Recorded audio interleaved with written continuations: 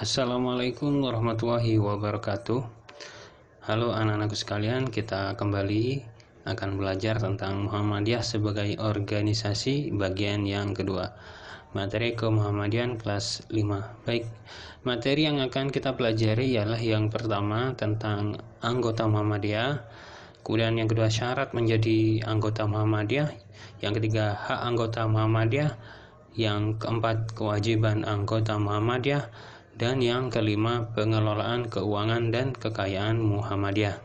Baik, sekilas kita akan mencoba mengulang materi yang pernah kita pelajari di pertemuan sebelumnya, yaitu tentang Muhammadiyah sebagai organisasi.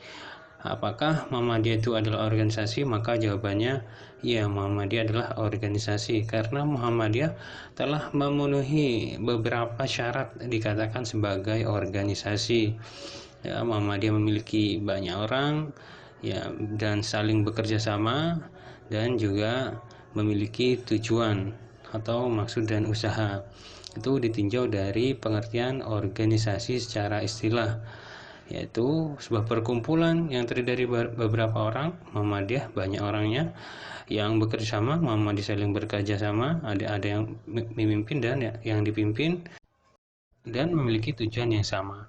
Kemudian jika ditinjau dari ciri-ciri sebuah organisasi, diantaranya ada terdiri dari banyak orang. Muhammadiyah juga terdiri dari banyak orang, kemudian memiliki tujuan atau cita-cita. Muhammadiyah juga memiliki tujuan atau cita-cita, dan ada pembagian tugas atau job description. Muhammadiyah juga ada pembagian tugasnya ya. Muhammadiyah memiliki pembagian tugas yang jelas di dalam anggaran dasar dan anggaran rumah tangganya, atau yang dikenal dengan istilah singkatan ADART. Dan ADART itu adalah sebagai pedoman organisasi tersebut, atau sebuah organisasi untuk menjalankan organisasinya. Baik, Muhammadiyah didirikan oleh Kiai Haji Ahmad Dahlan berdasarkan ayat di dalam Al-Quran, yaitu surah Ali Imran ayat 104, yang berbunyi, dan hendaklah ada di antara kamu segolongan umat yang menyuruh pada kebaikan, menyuruh pada yang ma'ruf, dan mencegah dari yang mungkar. Mereka lah orang-orang yang beruntung. Dari ayat ini Kiai Haji Ahmad Dahlan mencoba mendirikan Muhammadiyah, dan organisasi Muhammadiyah dilaksanakan secara kolektif kolegial, yang artinya dilaksanakan secara bersama-sama oleh beberapa orang untuk mencapai tujuan bersama. Dan struktur di organisasi Muhammadiyah terdiri dari ranting, cabang, daerah, wilayah, hingga pusat. Dan pimpinan Muhammadiyah maksudnya adalah orang-orang yang berada di kepengurusan di Muhammadiyah. Itu adalah materi kita di pertemuan sebelumnya. Juga ada, selain struktur organisasi, ada struktur pimpinan Muhammadiyah, yaitu yang pertama ada pimpinan pusat ya, yang tertinggi ya, pimpinan pusat Muhammadiyah atau disingkat dengan PP Muhammadiyah. Kemudian ada pimpinan wilayah Muhammadiyah disingkat dengan PWM. Kemudian ada PDM, pimpinan daerah Muhammadiyah. Kemudian berikutnya ada pimpinan cabang Muhammadiyah atau disingkat dengan PCM. Dan yang kelima ada pimpinan ranting Muhammadiyah. Dan ranting ini adalah pimpinan yang paling rendah, dan yang paling tinggi pimpinan pusat ya. Itu materi di pertemuan sebelumnya. Baik, kita masuk ke materi di organisasi sesi yang pertama, yaitu anggota Muhammadiyah. Anggota Muhammadiyah terdiri dari 1. Anggota biasa. Siapakah anggota biasa itu? Anggota biasa ialah warga negara Indonesia yang beragama Islam.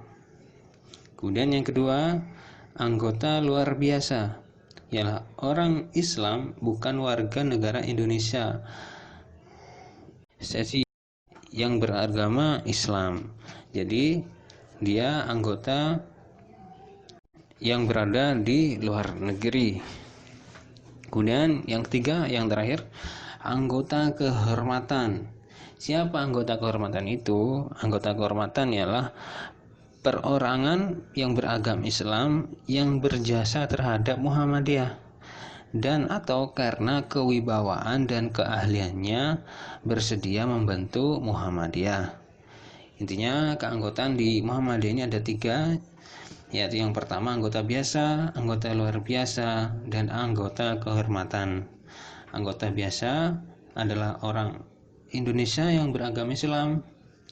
Kemudian yang kedua anggota luar biasa, anggota orang Islam yang bukan warga negara Indonesia tapi beragama Islam dan ikut Muhammadiyah.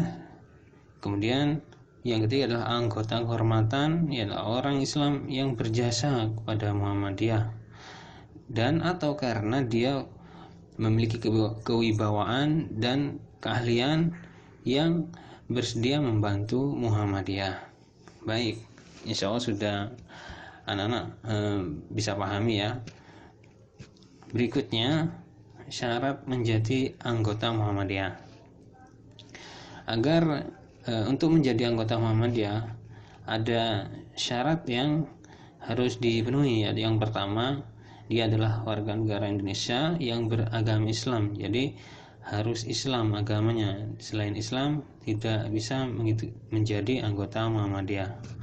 Kemudian yang kedua, laki-laki atau perempuan berumur 17 tahun atau sudah menikah. Jadi umur minimalnya ialah 17 tahun atau sudah menikah. Berikutnya yang ketiga, menyetujui maksud dan tujuan Muhammadiyah. Apa tujuan Muhammadiyah? Itu mewujudkan masyarakat Islam yang sebenar-benarnya. Kemudian yang keempat, bersedia mendukung dan melaksanakan usaha-usaha Muhammadiyah. Kemudian yang kelima, mendaftarkan diri dan membayar uang pangkal. Jadi ada pendaftaran dan juga ada iuran uang pangkal atau pembayaran uang pangkal. Baik, itu syarat-syarat untuk menjadi anggota Muhammadiyah. Berikutnya, anak-anak sekalian, kita masuk ke materi yang ketiga, yaitu hak anggota Muhammadiyah. Nah, ketika kita menjadi anggota Muhammadiyah, maka kita memiliki hak. Yang pertama, kita bisa menyatakan pendapat di dalam maupun di luar permusyawaratan atau rapat. Yang kedua, kita bisa memilih atau dipilih dalam permusyawaratan ya, ketika ada pemilihan. Kemudian yang ketiga, anggota luar biasa dan anggota kehormatan mempunyai hak menyatakan pendapat. Kemudian yang keempat, anggota luar biasa tadi siapa? Yaitu orang Islam yang bukan warga negara Indonesia, tapi dia ikut menjadi anggota Muhammadiyah. Sedangkan anggota kehormatan ialah orang yang berjasa atau bersedia membantu Muhammadiyah.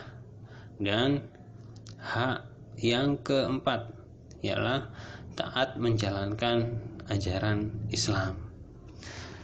Baik, itu hak-hak menjadi anggota Muhammadiyah ya, ketika menjadi anggota Muhammadiyah. Jadi dia bisa menyatakan pendapat di dalam maupun di luar permusyawaratan, kemudian memilih atau dipilih dalam permusyawaratan, dan juga taat menjalankan ajaran Islam yang berada di luar negeri. Kemudian berikutnya, kewajiban anggota Muhammadiyah. Jadi anggota Muhammadiyah memiliki hak dan kewajiban. Haknya sudah kita bahas, sekarang kewajibannya apa?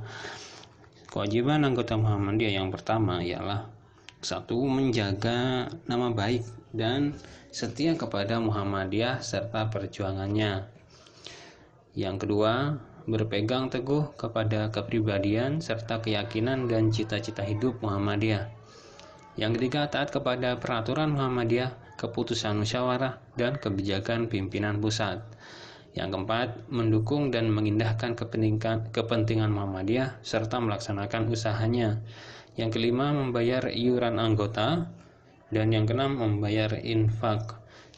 Anak-anak bisa menghafal yang dari yang terringkas atau terpendek, termudah ya. Yang pertama mungkin dari yang nomor 1, yaitu menjaga nama baik Muhammadiyah dan setia kepada Muhammadiyah, seperti itu. Membayar infak, membayar iuran.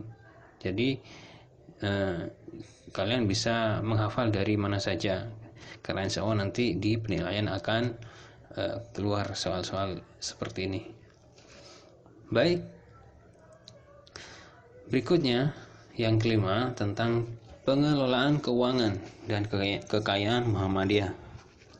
Keuangan dan kekayaan Muhammadiyah adalah semua harta benda yang diperoleh dari sumber yang sah dan halal, serta digunakan untuk kepentingan amal usaha, program, dan kegiatan Muhammadiyah. Sumber dana dan kekayaan Muhammadiyah diperoleh dari 1. Uang pangkal, iuran, dan bantuan. Yang kedua, hasil hak milik Muhammadiyah. Yang ketiga, dari zakat, infak, sedekah, wakaf, wasiat, dan hibah. Hibah itu pemberian. Yang keempat, usaha-usaha perekonomian Muhammadiyah. Kemudian yang kelima, sumber-sumber yang lain. Itulah sumber dana dan kekayaan Muhammadiyah.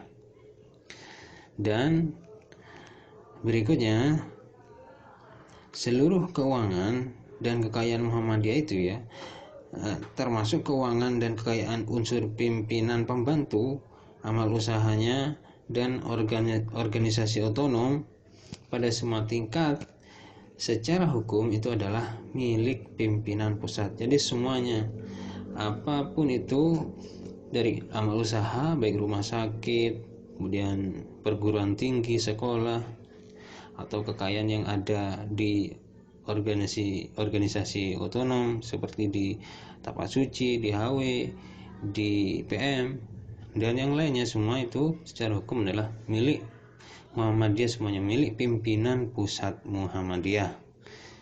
Baik, anak-anak sekalian, semoga materi kali ini bisa dipahami. Kami bisa tekankan, kalian bisa pelajari lebih dalam di hak dan kewajiban anggota Muhammadiyah. Baik, cukup sampai di sini tugas untuk kalian. Berikutnya, kewajiban anggota Muhammadiyah. Menulis kembali di buku tulis KMD sesuai slide di video ini tentang hak anggota Muhammadiyah dan kewajiban anggota Muhammadiyah. Baik, itu saja tugasnya. Demikian, cukup sampai di sini.